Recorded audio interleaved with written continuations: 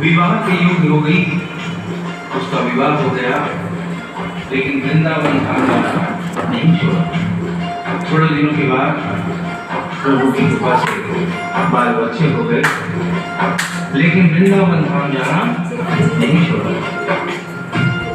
समय गुजरता गया, बच्चों की भी शादी हो गई, लेकिन वृंदावन धाम जाना नहीं छोड़ा। नाती पोते हो गए, लेकिन वृंदावन धाम जाना नहीं छोड़ा। लेकिन कहते हैं कि बुढ़ापा एक ऐसा कड़वा सच है जिसे हर इंसान को स्वीकार करना पड़ता है। उस औरत ने जब ये देखा कि अब शरीर साथ नहीं देता, अंतिम बार वृंदावन धाम गई और वहां से कन्हैया की पीतल की मूर्ति खरीदकर अपने साथ अपने घर ले आई और बड़े प्यार से उसकी सेवा करने लगी। तो आइए उस औरत की जिंदगी में वो कौन सा वाकया हुआ, वो कौन सी घटना हुई, इस भजन के माध्यम से बता रहा हूं। भगत के वश में है भगवान, भगत के वश में है भगवान, भगत के वश में है भगवान, भगत के वश में है भगवान। भक्त बिना ये कुछ भी नहीं है, भक्त बिना ये कुछ भी नहीं है, भक्त है इसकी जान। भगत के वश में है भगवान, भगत के वश में है भगवान, भगत के वश में है भगवान, भगत के वश में है भगवान।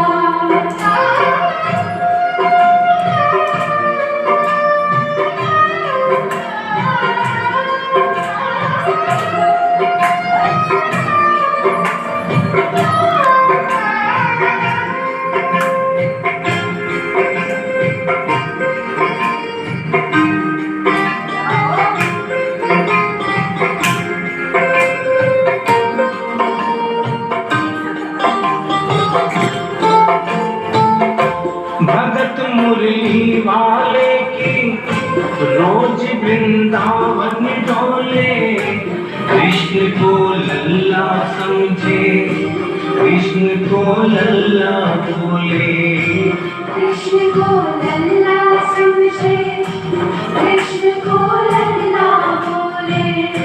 श्याम के प्यार में पागल हुई वो श्याम दीवानी, अगर भजनों में लागे छोड़ दे गाना पानी, अगर भजनों में लागे छोड़ दे गाना पानी। प्यार करन वो लागी उससे, प्यार करन वो लागी उससे, अपने पुत्र समान। भगत के वश में है भगवान, भगत के वश में है भगवान, भगत के वश में है भगवान, भगत के वश में है भगवान।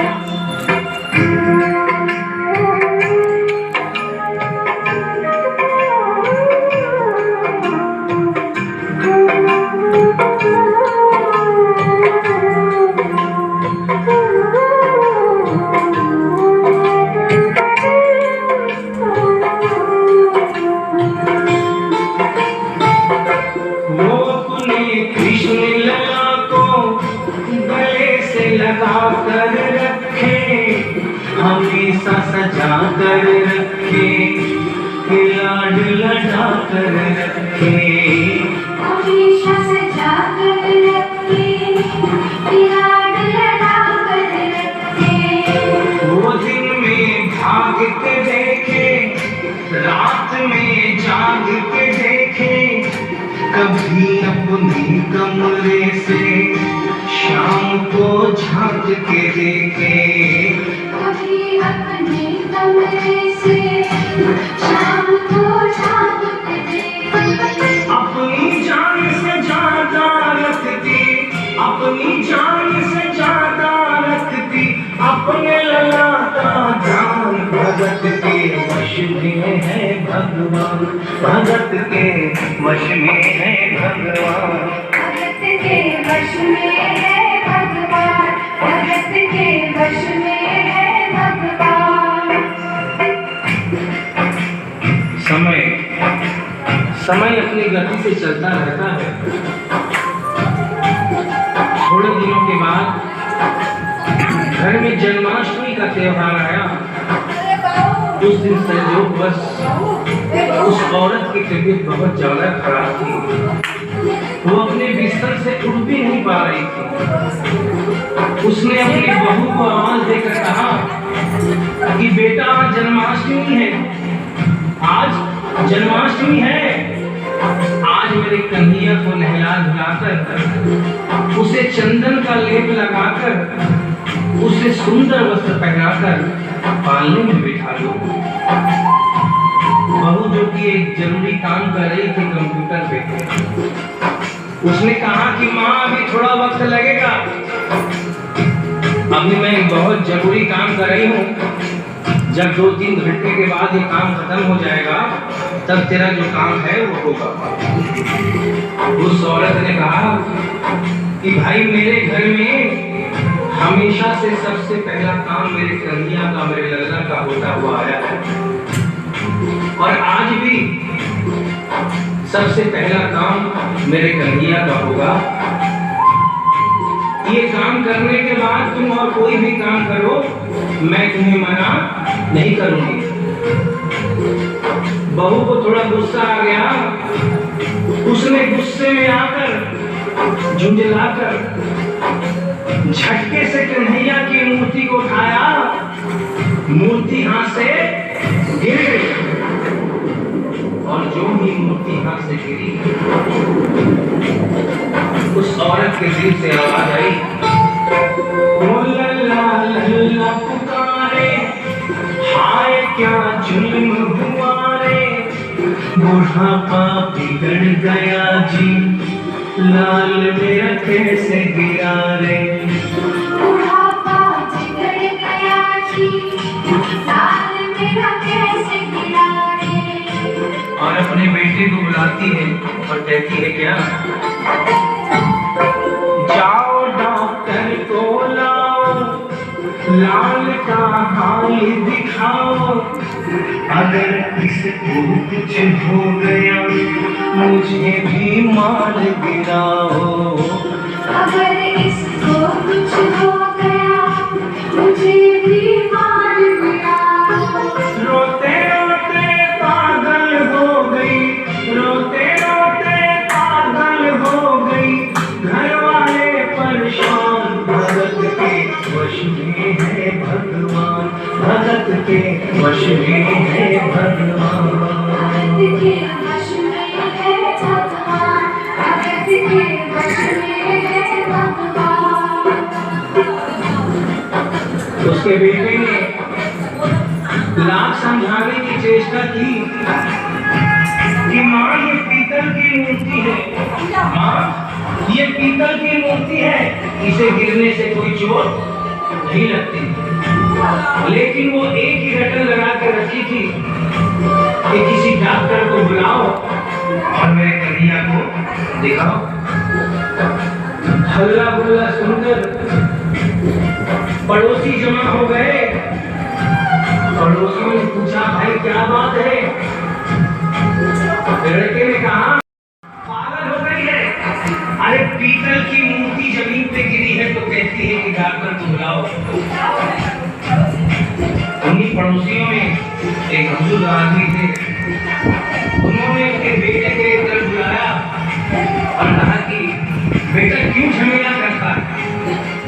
अरे मोहल्ले में इतने सारे डॉक्टर हैं, किसी को बुला के ले आ, वो आके देख लेगा और कह देगा लल्ला ठीक है, तेरी माँ शांत हो जाएगी।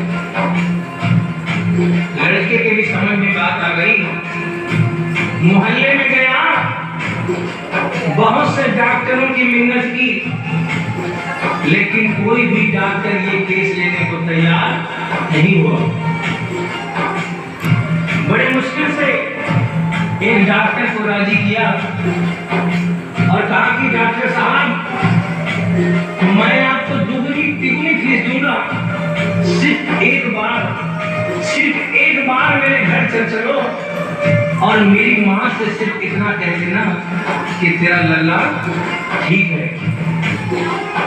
डॉक्टर भी लालच में आ गया, अपना ब्रीफ केस उठाया और उसके साथ उसके घर चला गया। और क्या हुआ? नबज को टटोल के बोले, ये तेरा लाल सही है, कसम खा कर कहता हूँ कोई तकलीफ नहीं है। वो माथा देख के बोले, ये तेरा लाल सही है, माई चिंता मत करियो कोई तकलीफ नहीं है, माई चिंता मत करियो कोई तकलीफ नहीं है। लेकिन उस बुढ़िया माई को तसल्ली नहीं हुई। उन्होंने कहा, अरे डॉक्टर, ये तू कैसा चेकअप कर रहा है? अरे अपना ब्रीफ केस खोल और उसमें से वो मशीन निकाल जो ऐसे कान में लगा के सीने पे लगा के देखता है, उससे मेरे कन्हैया की जांच कर। डॉक्टर बेचारा क्या करता, अपना ब्रीफ केस खोला, अपना आला निकाला, एक सिरा अपने कान पे लगाया और दूसरा सिरा कन्हैया के सीने पे रख दिया। और क्या हुआ? जो भी सीने से लगाया पसीना झमकर आया, उसने कई बार लगाया और डॉक्टर चकराया, उसने कई बार लगाया और डॉक्टर चकराया।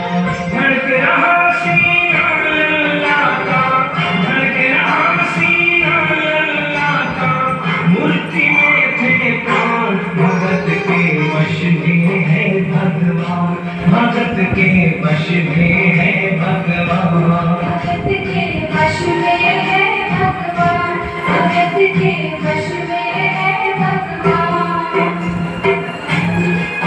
और डॉक्टर ने जब ये नजारा देखा, उसका माथा घूम गया।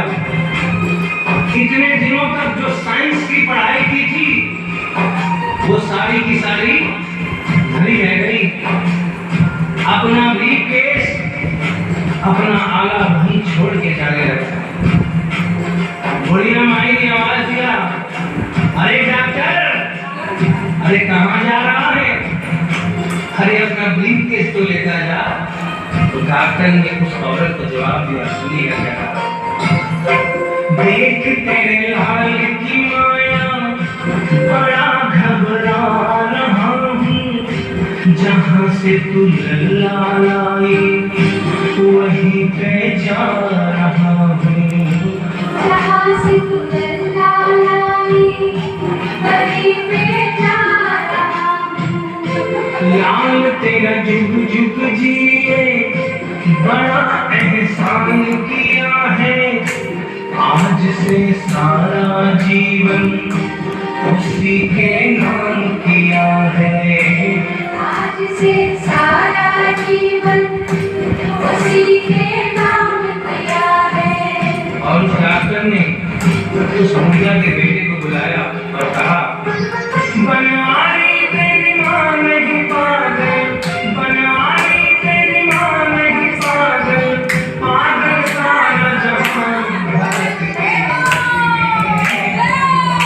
भगत के वश में है भगवान, भक्त बिना ये कुछ भी नहीं है, भक्त बिना ये कुछ भी नहीं है, सत्य है इसकी जान, भगत के वश में है भगवान, भगत के वश में है भगवान।